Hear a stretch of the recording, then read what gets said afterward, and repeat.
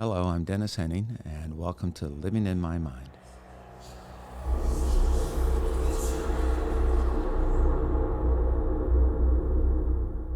Welcome back to Living in My Mind.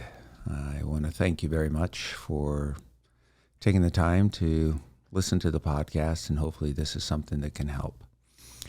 Today, I just want to talk about something different. Many of us who deal with any mental health issues, depression, anxiety, fear, whatever mental health diagnosis you have, one thing we do, and we do it a lot, is we play victims. I played a victim in so many instances in my life because of my mental health issues. I've used them for reasons to treat other people like shit. I've used them for reasons not to go to work. I've used them for reasons not to do things that I know I should do. It's always easy for us to be victims. And we do play victim at a certain point. Now, I'm not taking away from any of us who are victimized.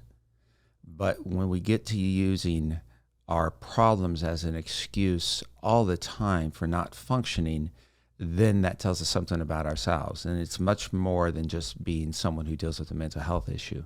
It takes it overboard for me. I'm someone who's spent their life lying in every aspect.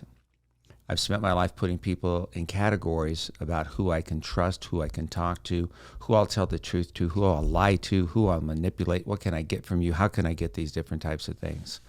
And it's not an easy feeling, knowing that at the end of the day, I had to manipulate or lie or whatever to get what I wanted. But that's how I lived my life. Those are the only things I knew. That was my coping mechanism of getting things in life, and always abandoning what other people needed at times, because I was the first one that's in line. My mother, grandmother, and great-grandmother, when my brother and I were growing up, worked every job you could imagine. My mom was a nurse. She drove a bus. My grandma was a housekeeper. They took care of elderly people. They took care of families that we were in grade school. And the kids treated my brother and I like crap because my family worked for theirs. And I'll never forget, when I got older, I always had a fear of anything can happen at any time. Like, to this day, I go to bed at night and I'm fearful at times. Sometime I'm never going to wake up. And how's that going to be with the rest of the world? Anybody going to miss me? Anybody going to care? And I realize now that I have wonderful people in my life, and I'm praying to God I wake up tomorrow. But those things create the anxiety, create the fear. Now, me being an addict, when I have those feelings, I turn to the sex, I turn to eating, or I used to turn to gambling. One instance that tells you what a selfish, self-centered human being and a manipulative person I am. My mother passed away on April 4th this year, 2023. My mother, in her possession, had an envelope. She probably kept it for, I'd say, about 30 years. In there were the receipts for over $37,000, Western Union, to me in 1 month. 1 month. At that time, I lived in New York. I worked at a bar as a bartender, a place called the Palladium. I was making $1,000 or more a night. But I asked my mother for money. And my mother did anything in the world, which a lot of us have family members that will do anything in the world for us because they're afraid we're going to kill ourselves. They're afraid we're going to die. They're afraid of something. Many of us who deal with addiction or mental health issues, we manipulate the people we love to get what we want rather than what we need. And there's a huge difference. I was that type of person. I've done that to my brother. Even when I became an adult, my brother's one of the most amazing men. I only have envy, literally, for two men in my life, or two people. My brother's one, and another gentleman that passed away a while back was a wonderful friend of mine. But my manipulation, once you start it, it's hard to stop. It's like when you tell these, I love when people say a little white lie. Either tell a really big lie or don't tell a lie at all. Every time we do something like that, it escalates in our mind, those of us who deal with the issues that I deal with. What do I do the next time? How do I do the next time? What's going to happen next time? Social media is a beautiful gift to us, but you don't know who the hell you're dealing with. And so many people get on social media, you get lied to, you get used, you get love bombed, you get everything because you have no idea. You can get catfish. You have no idea who's on the other end. But who's ever on the other end makes you feel good about yourself because someone's communicating with us. It's nice to meet people in person, hard to at times, but it's nice to. But the manipulation is something that I think every person does. It don't matter what the situation is. Parents do it to their kids to get them a family friend of mine, they're training their son, potty training him. And I said, how's it going? And they said, well, the kid loves Skittles. It was funny because they're manipulating him to think, okay, you get Skittles, you go to potty. You do. It's comical to me, but it is a form of manipulation. And when we're adults, whether it's work, whether it's relationships, how many of us go to restaurants and we actually, I could never do this because I don't trust anybody, say, well, what on the menu do you like, to the waiter or waitress? Well, they'll tell you what they like. If you ever think about this, it's usually the highest priced thing on the meal. It's always a manipulation. So we have to take a step back, those of us who deal with issues, and really be responsible. I think the one thing many people don't do, actually I don't think, I know because I deal with this every day, is we take a look at different people and we figure out how we can tell them a story, tell the next person a story, tell the other person a story. I read a lot of, I call them assessments in the work that I do on families and people. And the one big thing everybody has in common, that everybody at some point is trying to manipulate the other person. Why?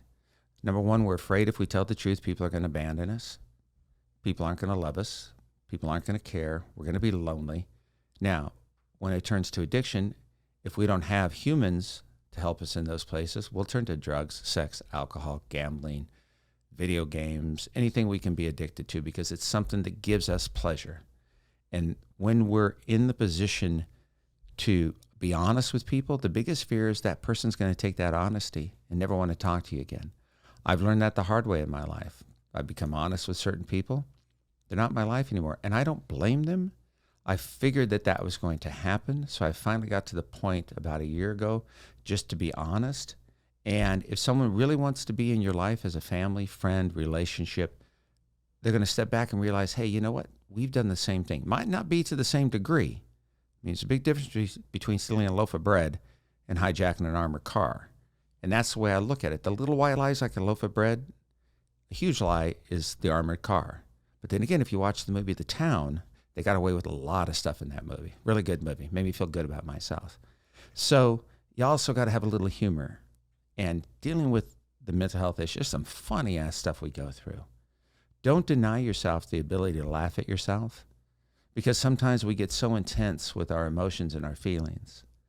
Every day I get up in the morning and it's hell for me to figure out for the first hour, what am I going to do? You know, I got the anxiety, I got work, I've got relationships, I want to do this, my mind just rambles and rambles. Then when I calm myself down, I look at, here's what I need to do.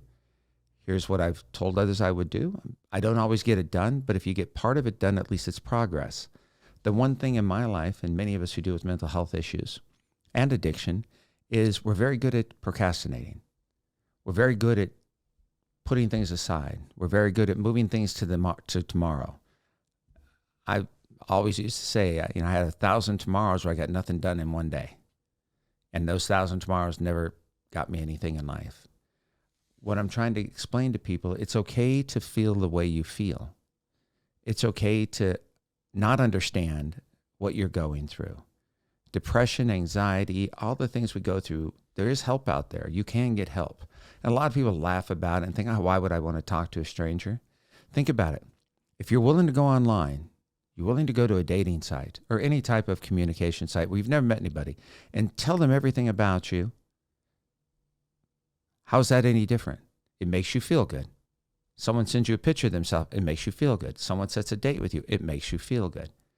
But you don't want to take the time to talk to someone who's dealing with the real problems. Look, I've used social media for all the right reasons and 95% the wrong reasons to make myself feel good. And the person at the other end, who the hell knows who was at the other end? But the communication always felt fun. It makes you feel like someone needs you. It makes you feel like someone likes you. It gives you feelings that you're searching for because then again, you're codependent or you need validation from strangers. Many people love validation. In relationships, they love to be told, hey, you look great. Hey, I'm proud of you. Hey, I'd like your advice. That's the way it should be for men with women and women with men. Because men deal with mental health issues just like women do. There's not a lot of outlets that really talk about this with men. Men are supposed to be the ones that are the breadwinners. Men are supposed to be the ones that bring the money in. They're supposed to be the strong ones. They're supposed to be, something goes wrong, they're supposed to take care of the problem. Look, I was raised by 3 women. Women are just as strong or stronger than men. But our society makes it look different. And so the most important thing is allow yourself the freedom to talk about it. Don't just do all these cliche bullshit that's out there and, go online and look at the 7 ways to feel better. Reading stuff is great, but if you don't put it into action, how's it going to ever be anything that's going to benefit you or benefit the people? When you're in a relationship, I learned this. I lost somebody in my life. They didn't pass away, but the relationship didn't go anywhere because it was hard to be honest. We both came from a background with no trust. We both came from a background where there was a lot of trauma. And it was hard to communicate because both of us at certain times thought the other one didn't care. We did a joint session once with the therapist. And that's what came out of that. And even though it came out of that, we had an understanding, it didn't materialize for us. And it was okay. One of the worst things I've ever done is going into a work relationship, friendship, or intimate relationship and bringing the baggage from the last episode in my life with me. Because no matter what that relationship is, as I've described the 3, we always think about something that happened in the past. Is this person going to do this? Is this person going to do? There's so many red flags. We create the red flags, and they're real, but we create them also. So have you ever thought to yourself, well, you know what? I'm going to go on a date, or I'm going to go for a job interview. I'm going to go see my family. Before you get there, it's already defeated. How many people in the holidays like, I don't want to go home. It's so depressing. A lot of trauma happened. Then why do you go home?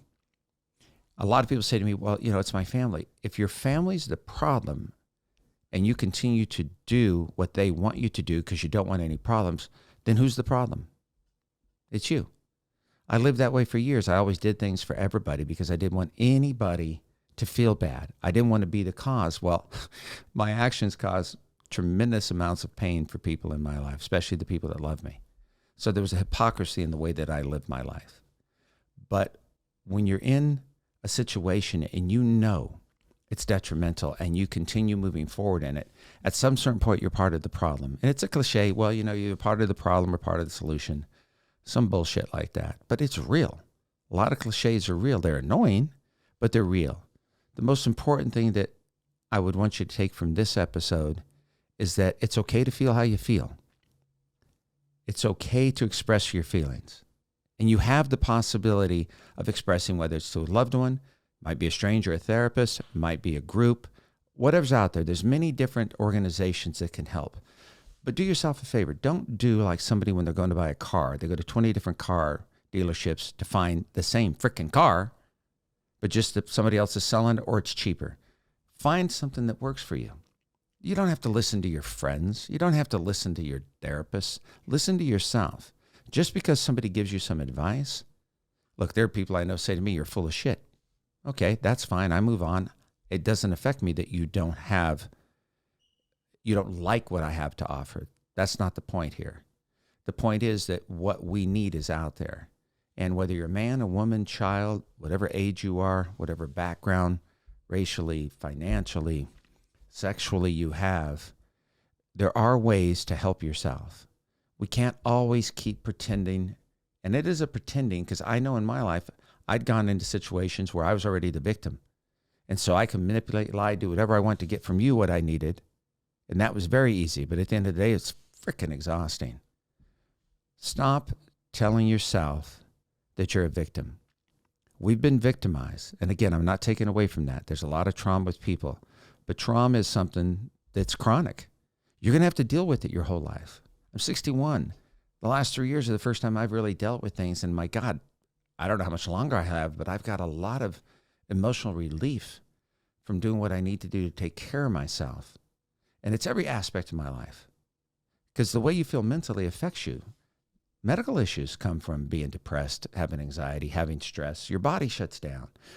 Things that you don't think are going to happen to you happen to you. And one of the big things we all say to ourselves, it's not going to happen to me. It'll never happen to me. I'm too smart for that. None of us are too smart for that. We just aren't. When we get that arrogant and cocky and think that we're smarter than our problems or smarter than the solutions, everything's step by step. You have this 12-step program that helps. I'm not a big fan of it. It does a wonderful job, but there's more to life than just going 1, 2, 3, 4, 5, 6, 7, 8, 9, 10, 11, 12. And people use that 13th step out there, which is the most annoying thing in the world. And anybody who's in the program knows what I'm talking about. Stupidest comment anybody can make. Think about it. But what I want people to understand is when you're in a situation that you need help, don't hesitate. Because if you hesitate, the thing that happens is what? Nothing. I've been there. I get depressed all the time. My anxiety is through the roof every damn day. I cry every day. I go to bed at night crying and laughing. And I think to myself, well, it's great no one's in my life because it'd be embarrassed that someone would see that. But the reality is I've never had anybody in my life that I could do that in front of that would ever say, hey, are you okay? It's always been the reverse. Many of us are caretakers. We love to take care of others because then we don't have to take care of ourselves. It should be equal in a relationship. It should be equal in friends. We should not have people that, are only there circumstances or in a circumstantial situation. We shouldn't do that to them and they shouldn't do it to us. All I want you to do is understand you make choices, good, bad. Devil's disciple or God's child. You think about that. A lot of people don't even take a look at what that means. To me, devil's disciple means, are we doing the things that we know are unhealthy for ourselves, are not going to get us anywhere? Then do we start manipulating? Do we go back into the patterns that keep us dysfunctional? Or God's child? How many of us really do what God would want us to do for ourselves? Everybody talks about God and you have to do this stuff. You got to read the Bible, you read the Quran, you read whatever Torah, whatever you want to read, whatever you believe. But the reality is, they always say there's good and bad. All of us have that little devil here and that little angel on our shoulder. We just don't want to admit it. There's no weakness in what I'm talking about. If you think I'm weak, then you're an ignorant human being. You're strong when you talk about things and when you seek help. You're weak when you don't. That's the reality. It doesn't matter you're a macho football player. It doesn't matter if you're the head of CEO of Mattel. Really bad movie with Barbie. I just got to throw that out there right now. And I don't even know if Mattel does it, but it's just, there's humor in what we deal with. Go with the humor. Go with the flow. Don't always be the one to put yourself down. I know there's a lot that I'm talking about, but everything I'm talking about does come from a place of my own experience. I'm not here to tell you how to live your life. I'm just sharing what I do and what I know. That's all I'm trying to do. And some of you can relate. Some of you can't. Some of you are going to lie. Some of you are going to send me some interesting comments. That's great. The reality is, me sitting here, and I'll do truth, it ain't for you. It's for me. It's a selfish way of saying it, but it's for me. And if I could touch somebody or help somebody, that's even a plus. But this is a good thing that's for me to help me stay honest, stay open, and even work. I got so much work to do. It's ridiculous. I don't think I have enough time on earth to work on it. But I just want you to understand that being a victim is real. Allowing yourself to be a victim and victimizing others isn't the way to go through life. I want to thank you for listening.